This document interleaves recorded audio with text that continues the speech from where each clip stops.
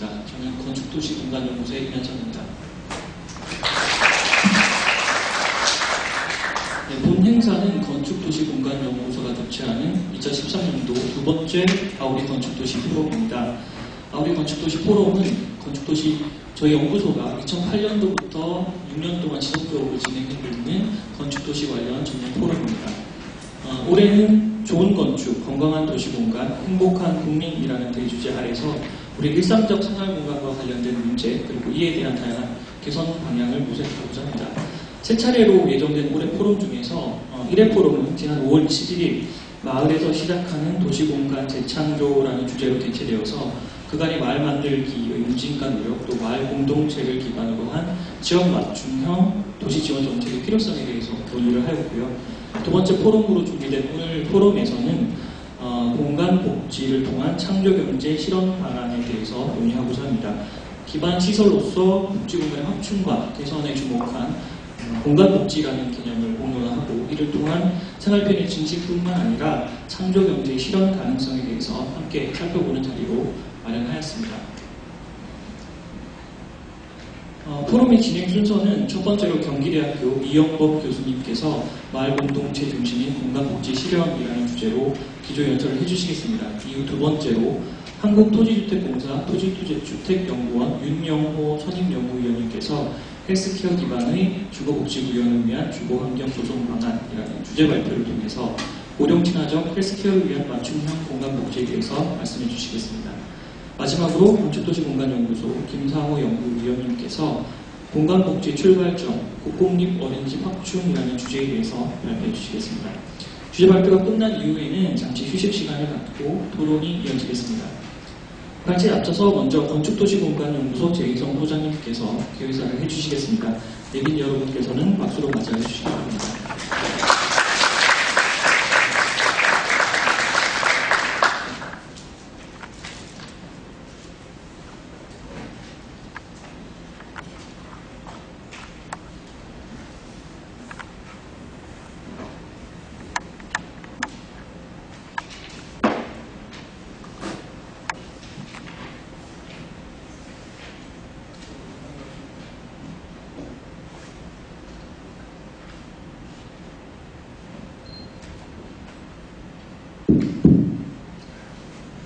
여러분 반갑습니다.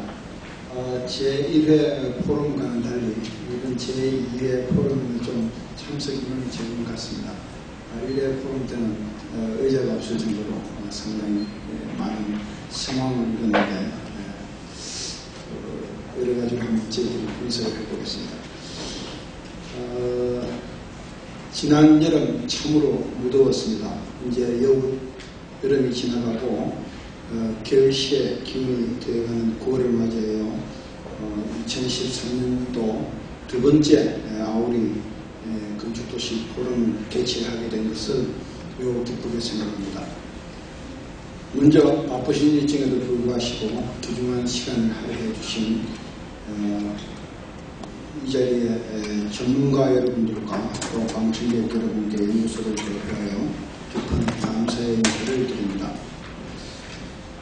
6번째를 맞이하는 우리 건축도시 포럼은 그동안 경제, 인문, 사회 등 다양한 분야의 전문가들과 심도 깊게 논의하는 장을 마련하여 서로 공감대를 형성했고 수준 높은 건축도시 환경을 조성하기 위하여 필요한 정책 대안들을 모색해왔습니다. 올해는 지금까지 진행해온 포럼의 사회적 역할을 더욱 강화하고 시의성 있는 정책 방향을 도출하기 위해서 좋은 건축, 건강한 도시공간, 행복한 국민이라는 큰 주제로 포럼을 진행하고 있습니다. 오늘 포럼의 주제는 공간복지를 통한 창조경제 실현 방안으로 사회 기반 시설로서 복지공간을 확충하고 개선할 뿐만 아니라 이를 통하여 새로운 일자리를 창출하여 창조경제를 실현하는 방안에 대하여 논의하고자 합니다. 최근 보편적 복지의 실현을 위한 복지국가 건설이 시대적 흐름으로 떠오름에 따라서 복지 예산이 엄청나게 증가하고 있으나 대부분의 재정 지출이 개인에게 분배 형식으로 소진되고 공간 환경의 개선은 매우 소홀히 취급되어 이에 대한 개선이 요구되고 있는 시점입니다. 오늘의 주제는 창조경제 실현이라는 국정과제 추진에 기여할 것이며 특히 공간복지라는 정책은 복지와 일자리 창출을 동시에 추구하는 중요한 계기가 될 것입니다. 오늘 포럼의 기조발전을 맡아주신 경기대학교 이영범 교수님, 발표를 맡아주신 LH 토지주택연구원 윤영호 수임연구위원님, 건축도시공간연구소 김상호 연구위원님께 감사의 말씀을 드립니다. 또한 토론을 이끌어주실 단국대학교 이재훈 교수님, 서울시 강명훈 주택정책관님, 그리고 국토교통부 김경환 사무관님, 한국도시연구소 서종균 소장님, 주거복지연대 한상삼 이사장님께도 감사의 말씀을 전합니다. 이런 뜻깊은 자리에 함께해 주신 객석의 많은 분들께도 다시 한번 진심으로 감사드리며 앞으로 한 차례 더 개최될 포럼에서도 여러분들의 지속적인 관심과 참여를 부탁드립니다. 감사합니다.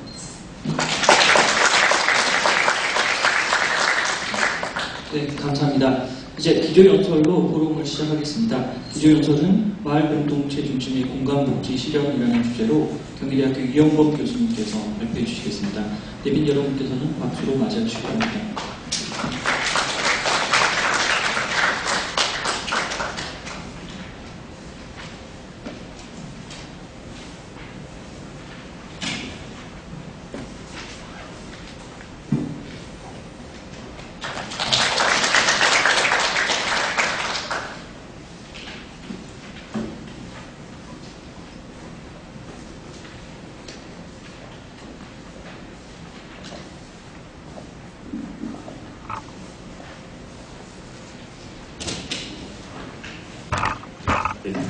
안녕하세요. 기조발전을 맡은 경기대건축대학원의 이영범입니다. 오늘 우리 건축도시 포럼 2회째 의미 있는 자리에 기조발전을 맡는 영광을 제가 안았습니다. 그래서 저는 마을 공동체 중심의 건강복지 실현이라는 내용으로 좀 개념적이고 포괄적인 이야기를 준비를 했고요. 아마 뒤에 유경호 박사님과 그 다음에 김상호 박사님께서 건강복지와 관련된 아주 구체적인 주제로 또 내용을 발표해 주실 거라고 생각을 합니다. 그래서 제가 준비한 내용은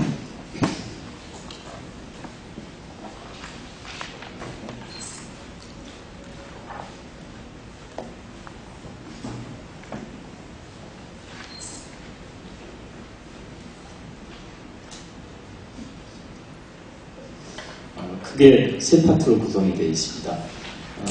먼저 도시 삶과 터, 그리고 두 번째는 공간복지, 왜 마을 공동체인가, 세 번째는 2012년도에 제가 지원단으로 참여했던 복지건강 마을 공동체, 이렇게 해서 세 개의 내용으로 공간복지에 대한 고민거리, 그리고 앞으로 우리가 공간을 통해서 복지를 구현할 때 고민해야 되는 부분들, 그런 것들을 간단하게 말씀을 드리겠습니다. 먼저 도시 삶과 터의 문제입니다.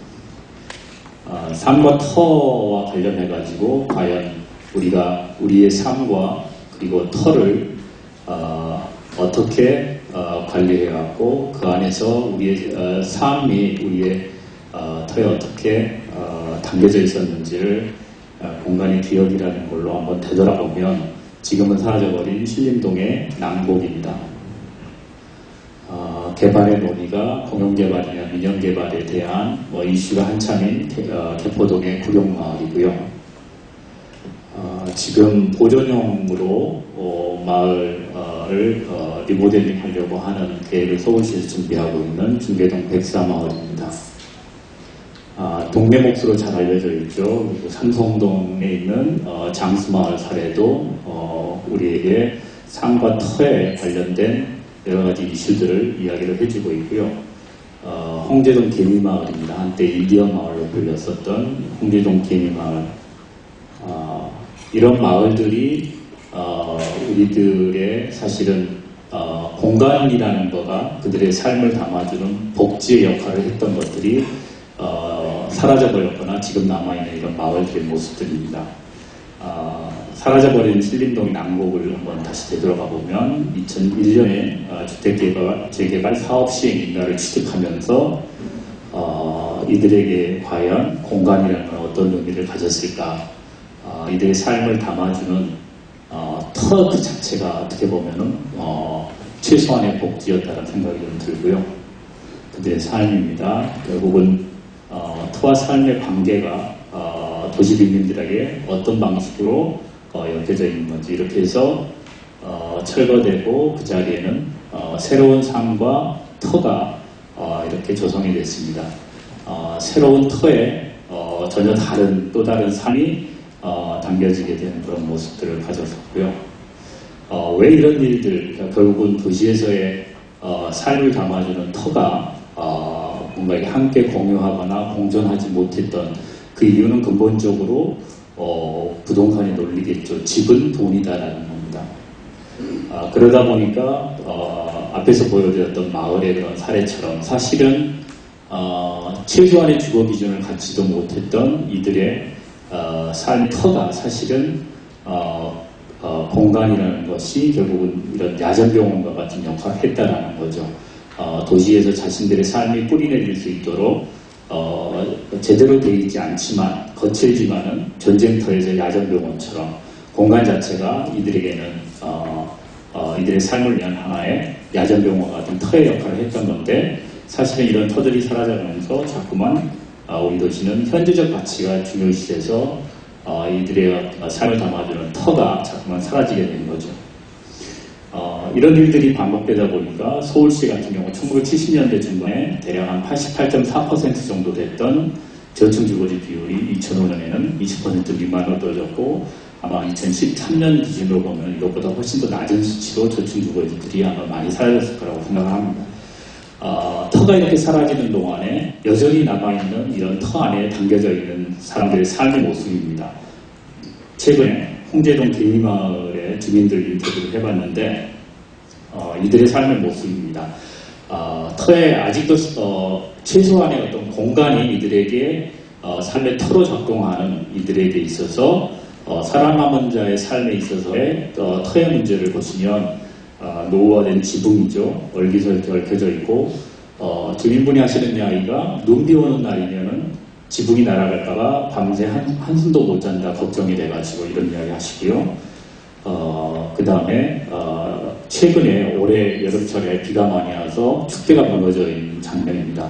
여름철, 장마철에 축대가 무너져서 앞에 있던 간장, 된장국이 다 묻혀버렸다고. 그래서 이제는 마을에 어디선가 꿍 소리가 나면은 가슴이 철렁 내려앉아서 밤새 잠을 못 잔다는 이야기를 하십니다. 이 집은 할아버지가 요양시설에 옮겨가서 할머니 혼자 사시는데 집에 내고 모습입니다. 40년 살면서 자식들 다 대학 보내고 십시장가 보냈던 집이라는 그런 삶의 어떤 터의 애착이 굉장히 강한, 하지만 여전히 우리에게 보여지는 이들의 터의 모습입니다. 그런데 내부의 삶의 모습하고 다르게 이들을 바라보는 바깥에서 우리들의 눈은 결국은 아마 상징적으로 이야기하는 이런 걸 것 같아요. 홍제동 개미마을의 벽화입니다. 언제부턴가 우리는 도시 저소득층이 사는 마을에 벽화 그리는 게 굉장히 유행처럼 돼버렸어요. 그래서 그림으로 보시면은 굉장히 아름다운 벽면입니다. 벽화로, 하지만 벽화로 그들의 삶이 과연 풍요로워질 수 있을까라는 의문을 갖게 되죠. 왜 이런 일들이 자꾸만 반복되는 것인지, 그리고 이들의 어떤 삶에 내재된 가치를 우리가 제대로 터에 반영하지 못하는지, 이런 걸 한번 생각을 해본다면 거기에는 우리들의 의사결정의 문제가 있었다라는 거죠. 과연 우리는 올바른 의사결정을 내리고 있느냐, 그리고 이 올바른 의사결정이 과연 무엇에 근거할 때 우리가 올바른 의사결정을 내릴 수 있을까, 하는 것에 대한 의문을 갖게 됩니다. 올바른 의사결정이라는 건 결국은 가치관의 문제인 것 같아요. 그 의사결정을 내리는 그 바닥에 어떤 가치가 깔려 있느냐의 문제가 중요하다고 보여집니다. 그래서 사실은 산과 터의 문제는 우리가 꿈꾸는 도시에서의 결국은 이 산과 터의 관계의 문제가 결국 중요하다라고 말씀드릴 수 있을 것 같고요. 우리가 흔히 말하는 살고 싶은 도시, 사람이 주인인 도시, 이때 살고 싶은 도시는 결국은 삶의 문제입니다. 터의 문제죠. 그 다음에 사람이 주인인 도시는 삶의 문제입니다. 살고 싶은 도시, 사람이 주인인 도시가 되기 위해서 도시는 결국은 이런 터와 삶을 어떻게 잘 바꿔내느냐의 문제가 될 것 같아요. 그래서 마을을 디자인한다는 것은 이전에는 우리가 터를 디자인하는 것, 삶을 디자인하는 것 분리되어 있기도 하고 오히려 삶을 무시하고 터를 디자인하는 거에만 집중되어 있었던 경우도 많이 있었고요. 지금은 이 삶과 터의 관계를 어떻게 하면 잘 디자인할 거냐 하는 거가 과제라고 보여집니다. 삶을 디자인한다는 것은 결국 개인의 삶의 만족도와 함께 사는 삶의 기쁨을 같이 만들어내는 거고요. 터를 디자인한다는 것은 인간다운 삶을 가능하게 하고 함께 사는 삶의 가능성을 열어주는 그런 장소와 공간을 디자인하는 것이라고 볼 수 있을 것 같아요. 다음으로 넘어가서 건강복지 왜 마을 공동체인가입니다. 신림동에 가면 봉천동이죠. 골목바람이라는 부동산 중개업소가 있습니다. 집은 인권이다라는 슬로건을 내걸고 젊은 사람들이 부동산 중개업을 시작을 했는데 세 가지의 그 슬로건을 내걸고서 부동산 중개를 합니다. 착한 부동산을 지향하면서 그래서 저소득층에게는 부동산 중개 시설을 받지도 않고 그 다음에 받은 중개 시설 5%를 지역사회 사회복지를 위해서 기부하고 다문화 가정들을 위해서는 그들이 지역의 서비스를 가장 잘 받을 수 있는 그런 곳에 주택을 중개해주는 그런 역할을 해나갑니다. 이 서울대 입구역이라든지 이것 주변으로는 원룸들이 많습니다. 대학생이나 젊은 층들의 원룸 가구가 많아서 이들은 이 세 가지뿐만 아니라 젊은 사람들이 함께 사는 공동체를 어떻게 보면 홍보를 자신들이 중개한 1인 가구들을 묶어가지고 공동체를 만들어내서 이 버려진 빈집을 이용해가지고 이 젊은 사람들의 사랑방처럼 만들어 한 달에 한 번 같이 장보고 같이 반찬해 먹고 그래서 혼자 사는 그런 외로움의 문제죠. 문을 열고 들어갔을 때 반겨주는 사람 없고 늘 혼자 밥 먹어야 하는 그거를 통해서 결국은 이제 인간적인 어떤 그런 문제를 공유함으로 인해서 이들이 이제 함께 사는 공동체로 가까이게 되고 그래서 이제 이들이 지역사회의 복지 문제에 관심을 갖게 되고 지역사회에 봉사하는 그런 프로그램에도 동참하게 되는 그래서 이제 결국은 제가 이제 이런 사례를 먼저 말씀드리는 거는 공간복지의 문제에서 결국 우리의 과제는 이런 공공적 민간입니다. 공공의 역할이나 공공의 가치를 하는 민간을 어떻게 하면 우리 사회에서 건강하게 많이 양성해낼 것인가. 이게 결국 과제가 됐다고 보여져요. 공공과 민간의 미분법적 사회에서 공공과 민간의 공공의 가치를 수행할 수 있는 그런 민간의 어떤 영역들을 어떻게 하면 강화할 수 있을까. 그거를 복지나 이런 영역들을 공공의 숙제로 생각하고 공공이 떠맡고서 짊어지고 끙끙거리지 말고 그리고 민간을 도외시하거나 민간은 여전히 어떤 상업적인 이익만을 추구하는 걸로 이렇게 벽을 쳐버리지 않고 결국은 공공의 가치를 수행할 수 있는 민간을 어떻게 하면 양성해낼 수 있을까 하는 것 아마 건강복지에서 굉장히 큰 과제라고 생각을 하고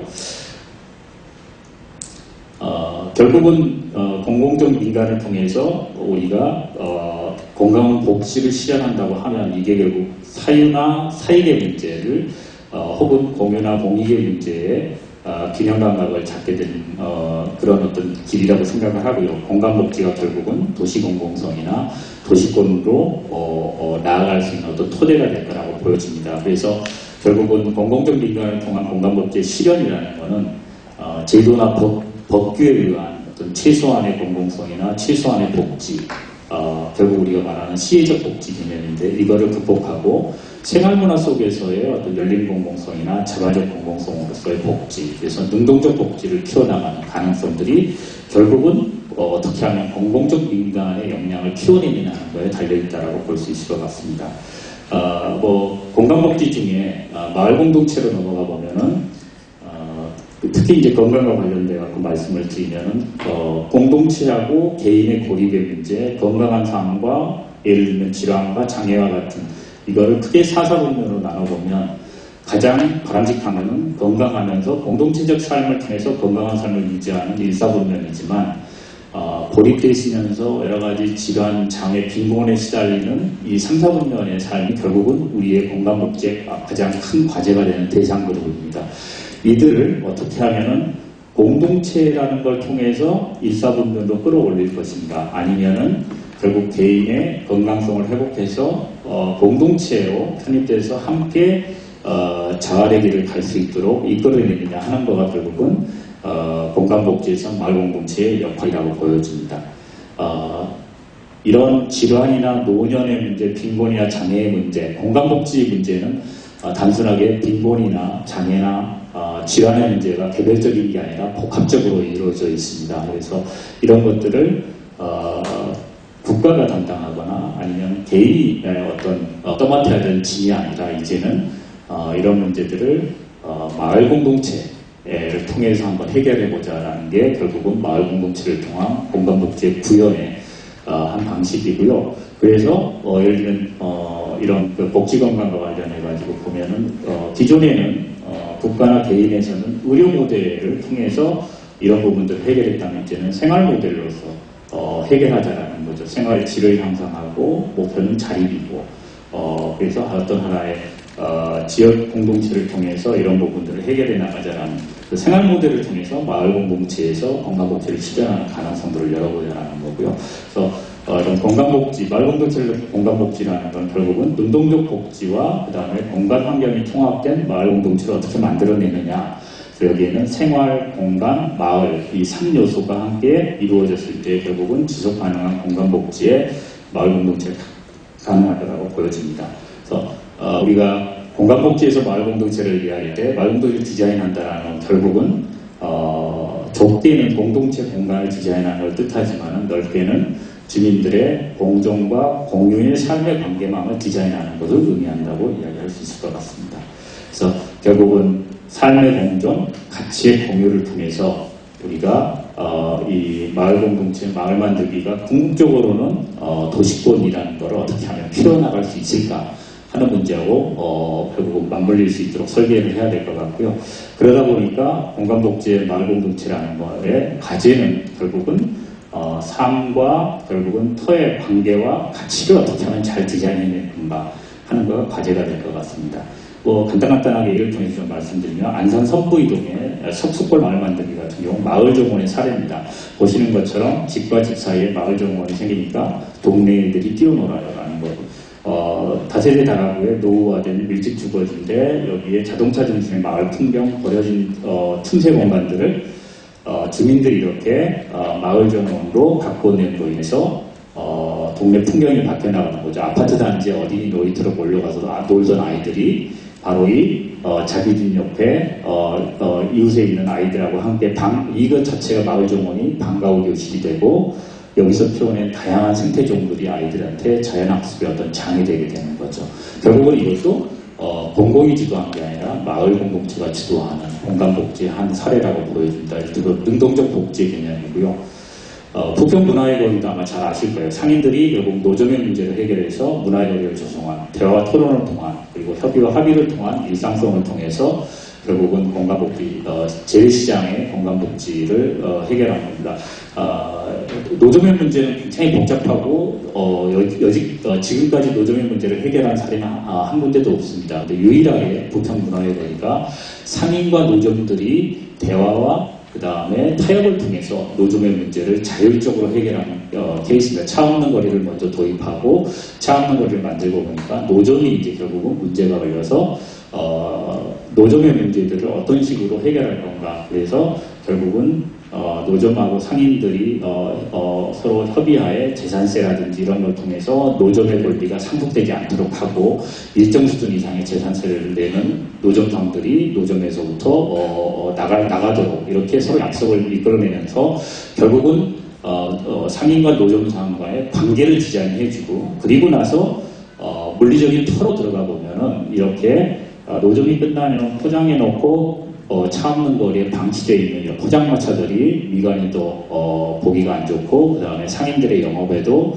도움을 안 주니까 결국은 상인들이 제안해서 상인들이 노점을 인근 주차장에 밤이 영업이 끝나면 싣고 가서 주차해놓고 그 다음날 와서 다시 열어서 영업을 시작할 수 있도록 인근 주차장을 임대하고 그리고 전동자동차를 사가지고 노점상들이 자율적으로 이것들을 옮겨나가고 그리고 노점이 빠져나갈 공간 자체가 차 없는 거리의 문화거리로서 여러 가지 프로그램들이 가능할 수 있도록 해준 거죠. 그래서 상인과 노점과의 관계 이것도 결국은 공공적 민간의 힘으로 이런 공간복지, 상업적인 어떤 재래시장의 공간복지를 수행하고 그럼으로 인해서 아이들이 이렇게 시장에 와서 여러 가지 문화 프로그램도 수행할 수 있게 됐고요. 도시빈민의 경우로 넘어가 보면은 사실은 개인보다는 공동체, 쪽방보다는 생활공간, 지원보다는 저활이라는 그런 개념에서 과연 우리가 도시빈민의 공간복지를 접근하고 있느냐 하는 부분이 아마 이슈가 될 것 같아요. 이들의 삶의 문제들입니다. 쪽방들 이거는 보시면은 영등포의 쪽방이고요. 영등포의 쪽방촌의 모습입니다. 서울시의 5대 쪽방촌 지금 현재 5개 지역에 286개 건물 공식적인 조사, 서울시 조사로는 한 3,200명 정도가 이 5개의 그 쪽방촌에 거주하는 걸로 되어 있고요. 기초생활수급자가 42.3%, 65세 이상 독거노인이 21%, 장애인 비율이 10.6% 정도 해당됩니다. 현재 쪽방촌과 관련돼 가지고 공간복지 차원에서 사업을 들어가고 있는 것이 영등포입니다. 영등포는 보시는 것처럼 이 땅이 없다 보니까 고가도로 하부에다가 여기다 인지주거실로 컨테이너로 36개의 개인시를 만들었습니다. 그래서 순환형이죠.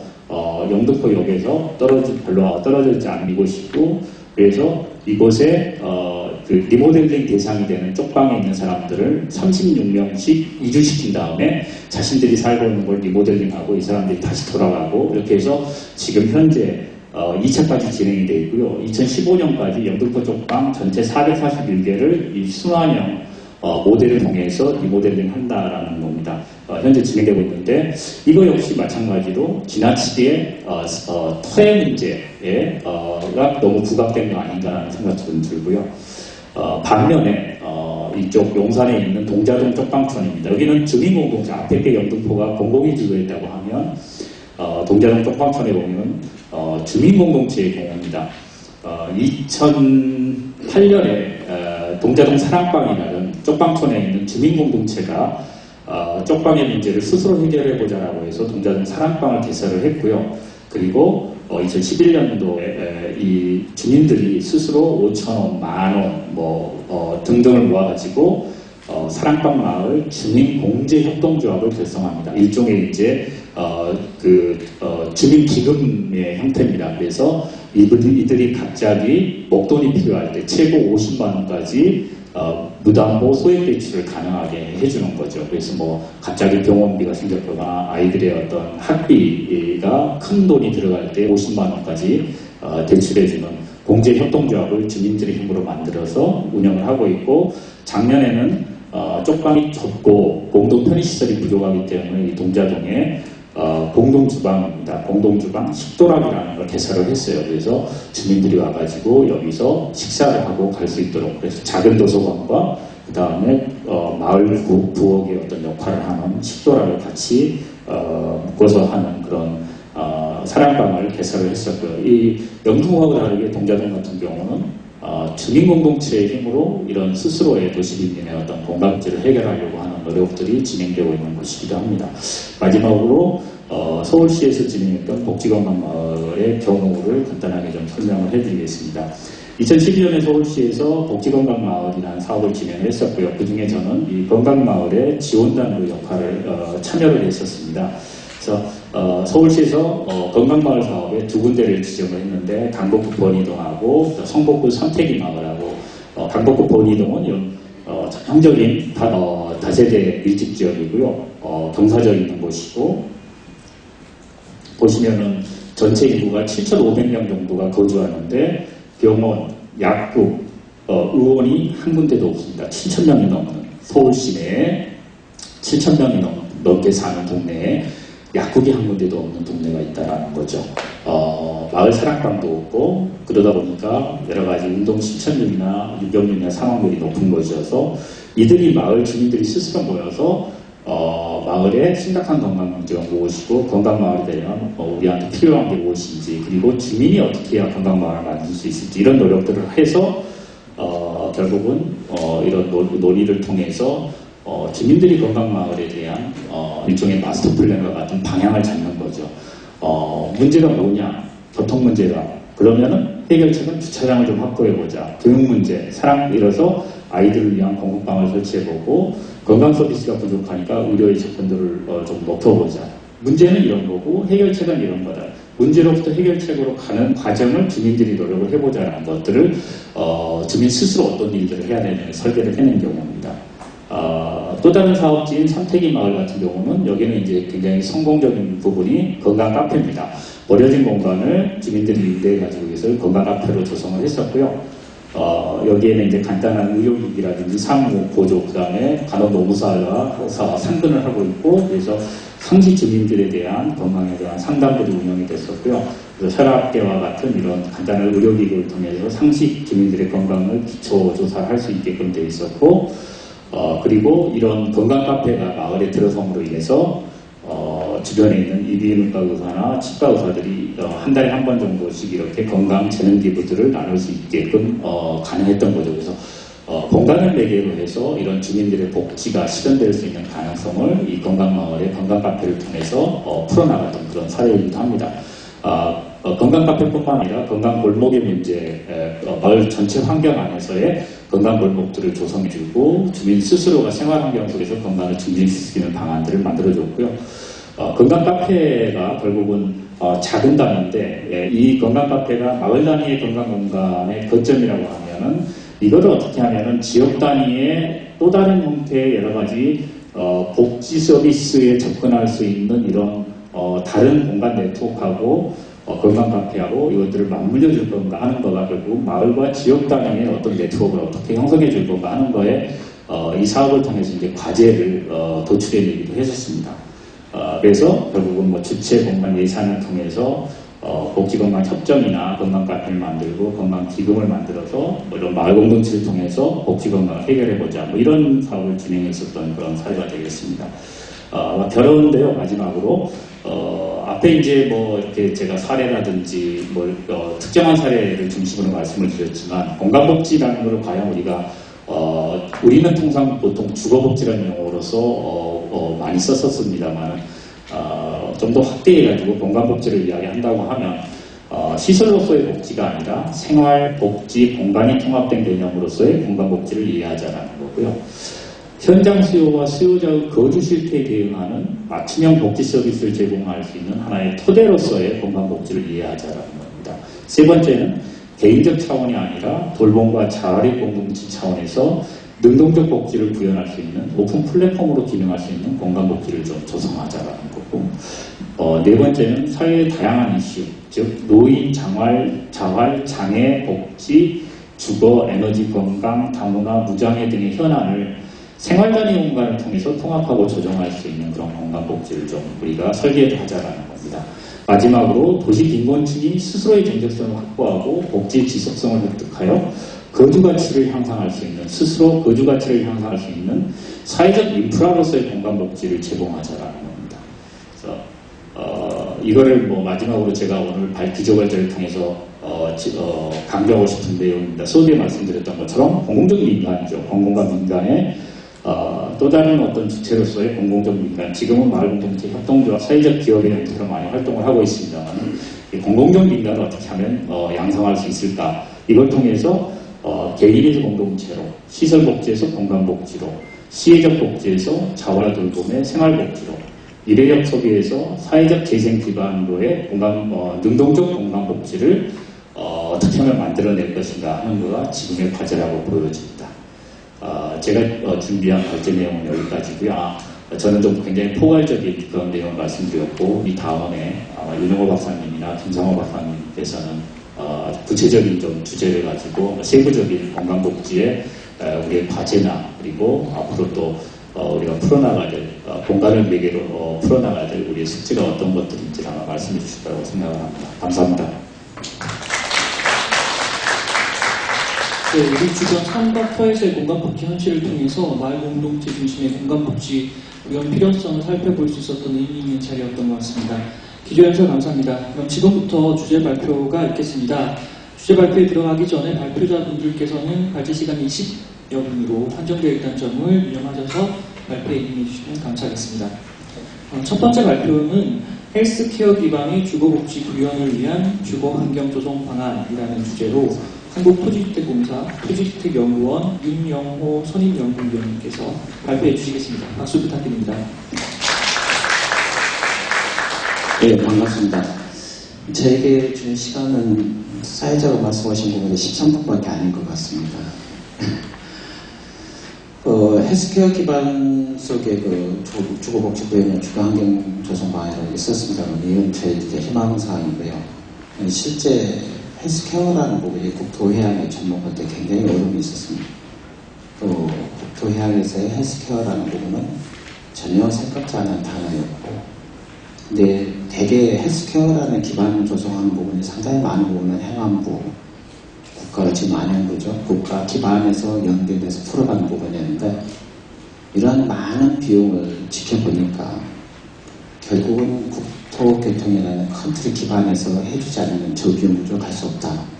그래서 비용 구조라는 부분을 큰 틀에서 다뤄줘야 되지 않을까. 그래서 이런 부분에 관련돼서 저희가 국책과제로 3년간을 좀 했었습니다. 그래서 9월 22일이면 제가 좀 빠져나옵니다. 근데 헬스케어를 하다 보니까 헬스케어 때문에 건강이 상당히 별해지는 게 좀 느꼈고요.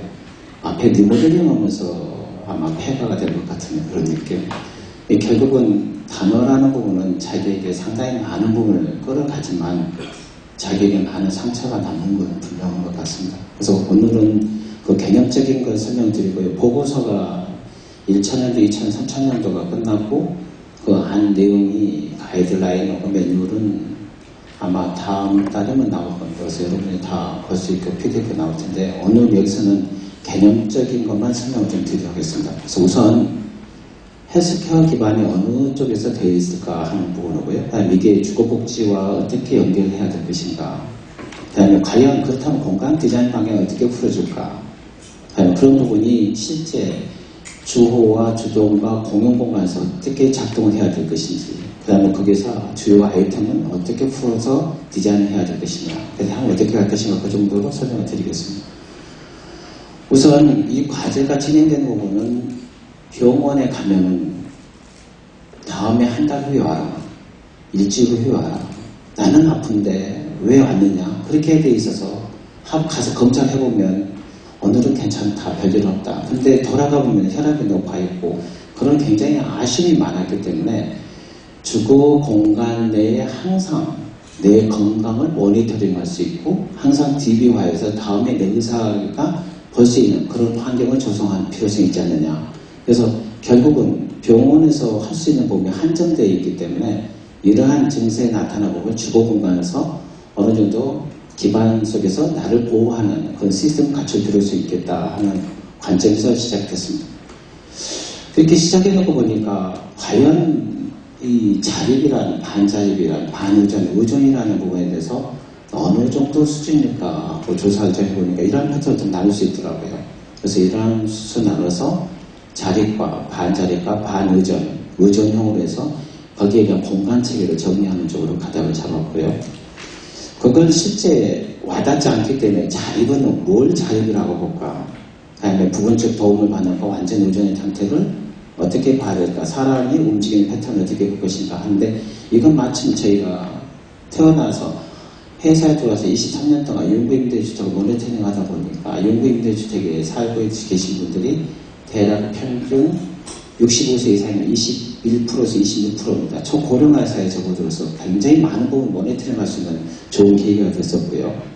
그래서 그런 부분에 관련돼서 두 번째에 저출산 고령화 사회에 접어들었다. 근데 이게 실제 보면 여러분이 꼭 가슴 느껴보게 용부임단지에 일주일간만 딱 가보시면 이게 초고령화 사회에 접어드는 곳이나 느낄 수 있을 정도로 굉장히 많은 부분이 65세 이상이 굉장히 많습니다. 그래서 그런 상태에서 봤을 때 이러한 고령자 구조 형태에서 봤을 때 신체적인 것과 심리적인 것, 사회적 특성이라는 큰 틀을 공간책에서 고려해야 되겠다. 그래서 그런 부분에서 실제 고령자라는 부분은 독보가 동보가 있는데 거기서 생활 패턴이 전혀 다른 패턴이 나타나기 때문에 그 평화를 공간 융통성 있게 고려해야 될 부분이 필요하지 않느냐. 이것을 이제 고려해서 봤고요. 그래서 과연 이런 부분이 주거 공간 속에 나온 부분은 얼마든지 해결할 수 있지만 과연 공공공간에서 어떻게 될 것인가 해서 지난 정부 때 했던 보금자료 쪽에서 고령자 임대주택에 관련돼서 실제 5개를 조사해 보니까 수치 제어로서 공간 복지는 곤란하다. 복지를 다루거나 시설 관리는 곤란하다는 느끼는 게 하나가 어느 단지는 그 기반이 잘 되어 있어서 그 단지의 시설에 아무 무음이 연계에 있는가 하면 어느 단지는 기반이 시설 안 되기 때문에 단지가 끌어안아야 될 부분이 있는 상태고요. 아니면 고령자 임대주택이 기반 시설이 안 만들어져 있어서 어느 단지는 고려장이 된 단지도 있고요. 그래서 그런 부분을 봤을 때 이 임대단지 선정부터 시작해서 진행하는 프로그램까지도 어떻게 풀 것인가가 굉장히 중요한 부분이다고 판단될 수 있습니다. 그래서 그런 부분에서 고령자에 관련된 그 전문가 저희들 인터뷰하면서 느끼는 하나가 이제 전문가들이 바라보는 쪽에 건강관리를 어느 정도 볼 것인가, 그 다음에 임대주택에 살고 있는 거주자들, 그 다음에 실제 어떻게 생각할 것인가, 과연 디자이너들의 생각을 어떻게 할 것인가, 한결같이 똑같이 건강관리라는 큰 틀에서 보고 있다. 그래서 모든 기반은 그 헬스케어라는 큰 틀에서의 기반을 조성할 필요성이 있다는 걸 좀 느끼고요. 그런 부분에 관해서 프로그램도 상당히 많이 고려돼야 되겠다는 것을 좀 보여집니다. 그래서 이러한 부분 조사 시사점을 보면 굉장히 중요한 부분 하나가 아까 이 교수님 말씀하신 부분 중에 영역이라는 부분이 상당히 많은 부분이 달라졌다. 이제 어느 지역이 아니라 전체 토탈적인 복합이라는 큰 틀에서 봐줘야 될 부분이 와 있다. 그리고 그게 자체가 시설만 가고 되는 일이 아니라 프로그램과 같이 연계되지 않으면 아무런 무의미하다는 것을 뼈저리게 느낄 수 있었습니다. 그래서 저희가 고령 친화라는 부분은 고령적 15세 이야기한 게 아니라 고령 친화적인 그 틀에서 이야기고 건강과 주거 공간을 어떤 연계성을 갖고 공간 디자인을 해야 될 것인가는 방향 설정인데요. 이런 부분에서 봤을 때 제일 먼저 해야 할 체계는 사람이 움직이는 자립과 반자립과 반의존과 의존해야 하는 체계와 그 다음에 실제 공간이 어느 위치에 있느냐, 주거냐, 주정이냐, 단지냐, 지역이냐, 아니면 국가나 어떤 단위에 있느냐 하는 부분과 그 다음에 헬스케어 지원 요소를 5가지 해당되는 거 연계식에서 공간 체계를 만들었습니다. 그런 부분에서 봤을 때 주호, 주동, 단지, 그다음 지역. 그래서 주호하고 주동하고 단지까지 있는 지역과 연계시키는 것은 비용 구조를 상당히 줄일 수 있는 연계성을 갖는 그런 부분이라고 볼 수 있겠습니다. 그래서 이런 부분 연계시켜서 봤을 때 공간 영역이라는 디자인 기본 방향의 큰 틀은 어떻게 풀 것인가 하는 연계에 대한 단위 주거와 커뮤니티 센터 연계과 지역 병원과 연계되는 큰 틀 프레임을 짜줘야 될 것 같고요. 그런 부분에서 자립과 반자립과 의존에 관련된 패턴에서 주호와 공영관, 커뮤니티 공간과 공영 집중관리 공간과 연계식에서 어떻게 풀 것인가 하는 시스템 이용을 만들었고요. 그 이용에 따라서 전문가가 바라보는 시각에 어떻게 될 것인가 하는 틀에서 실제 이용관리, 커뮤니티, 건강유지, 그 다음에 건강직장, 일상지원 순서대로 가지고 있는 그 패턴별로 해서 헬스케어 기반에 대한 공간 디자인을 강화시키는 쪽으로 집중했고요. 그런 부분을 주호, 주동, 단지와 헬스케어 지원 요소와 연계식에서 자립과 반자립과 하는 큰 틀을 만들었습니다. 그래서 이 부분에 관련돼서 실제 자립 독보형이 나타나는 단지의 패턴을 어떻게 해줄 것인가 하는 모듈을 적용해봤고요. 그 다음에 자립 동보형에서 나타나는 형태, 그 다음에 반자립 독보형에서 나타나는 형태, 그 다음에 반자립 동보형에서 나타나는 형태, 그 다음에 반자립 동보형, 그 다음에 의존형 독보형이 나타나는 이런 형태로서의 공간 체계에 대한 재정비가 좀 필요하겠다 그렇게 판단합니다. 그리고 그 다음에 의존 동보형까지요. 그래서 이러한 부분에 관련해서 요소별로 큰 틀에서 봤을 때 이미 지어진 건물에 관련해서 3가지, 신축에서의 여러 가지 유형이지만 6가지 모듈로서 정리를 했었고요. 그 부분에 관련해서 과연 건강 측정 활동에서 나타나는 주호와 주동과 단지에서 나타나는 형태에 대한 요소, 그 다음에 그 건강 유지 활동에서 나타나는 요소, 그 다음에 유형관리 활동에서 나타나는 요소, 일상생활 활동에서 나타나는 요소, 이렇게 해서 풀어서 커뮤니티 활동에서 나타나는 부분 이렇게 했습니다. 그래서 이런 부분에 관련돼서 디자인의 주요 아이템은 실제 자립과 반자립과 의존의 형태에서 이 헬스케어 지원 요소와 주호, 주동 아이템 틀도 만들었고요. 이 부분에 관련돼서 뒤에 설명 안에서도 볼 수 있게끔 요소별로 각각이 어떻게 고려해야 되고 갈 것인가 하는 요소 아이템을 정리를 다 했었습니다. 그래서 주호에 관련돼서는 지난번까지 43이 나왔는데 이번에서 45개 아이템을 했고 그거에 대해서 56가지에 대한 틀 매뉴얼, 디자인 매뉴얼까지도 이번에 마무리를 좀 지었습니다. 그래서 이러한 패턴 속에서 모든 걸 디자인하면 주호와 주동과 단지에 대한 기반을 충분히 만들 수 있는 여건이 되겠다. 그래서 이 부분을 표현하는 데 상당히 어려서 그림으로 표현하면서 디자인에게는 꼭 잊어버리지 말고 체크리스트 쓸 수 있게끔 여건을 만드는 작업을 했습니다. 그래서 오늘 발표하는 것은 43이고요. 어제 2개 더 찾아서 45개가 돼서 나올 것 같습니다. 그래서 이러한 부분에서 봤을 때 헬스케어 아이템이라는 큰 틀에서 봤을 때 이 서비스와 주호와 주동과 단지 연결했을 때 필수와 선택이라는 비용 구조와 그 다음에 고령자가 가지고 있는 개개인이 가진 자립도 반자립 의존의 어떤 다양성을 가지고 있어 필요에 따라서 분류체계가 나눠질 것 같고요. 그런 부분에 대해서 큰 틀에서 나눠지는 자립도별 적용성 검토해서 표준 모델 실제 적용 가능한 아이템을 도출해야 되지 않을까 그렇게 봅니다. 헬스케어 아이템 도출하는 효과에서 가장 우선 대체적으로 제가 마음에 아픈 부분은 공공주택이라는 부분은 저비용 구조라는 큰 틀을 보고 있는데 그게 아니라 비용이 상당히 많은 걸 고려해서 가는 지속성을 가져야 되겠다는 거고요. 그 다음에 민간비에서 봐서 편리성이라고 하고 있는 부분은 이건 편리성보다는 편리도 있지만 비용 구조에 대해서 상당히 맞춤형에 맞는 조건이 필요하지 않을까 그렇게 판단됩니다. 그래서 이런 부분에서 도출 향해서 봤을 때 지역과 주호, 주동, 단지 큰 틀에서의 아이템 도출 효과를 보면은 상당히 비용 구조나 예방, 요양, 환경적인 가능성이 있는 주거 환경에서는 상당히 좀 기여할 수 있는 요소들로 되지 않을까 그렇게 판단합니다. 마지막으로 이러한 부분이 결국은 적용했을 때 어떻게 풀 것이냐 하는 부분인데 이런 부분은 어느 정도 체계적으로 정리해서 가치화되어 줄 필요성이 있겠다. 그래서 저는 생각했을 때 공간 영역에서 나오는 것과 자립과 반자립에서 나오는 그런 의존도, 자립도와 헬스케어라는 큰 틀에서 봤을 때 이 부분이 과연 케어 기반의 어느